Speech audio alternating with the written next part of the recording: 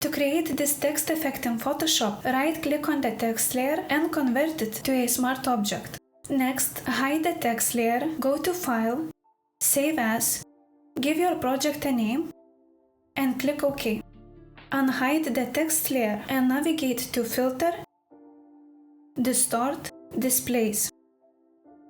Set the horizontal and vertical scale values to 10. Hit OK, then choose the file you saved. Now double-click the text layer to open the Layer Style panel. Hold Alt and drag the right half of the black slider to the right to blend the text with the background. You can also hold Alt and drag the left half of the white slider to the left to correct the brightness. For a more faded look, tweak the top sliders as well.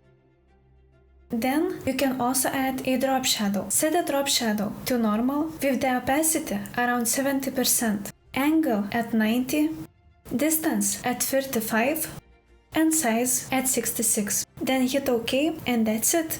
Thank you so much for watching and I will see you in the next tutorial. Bye!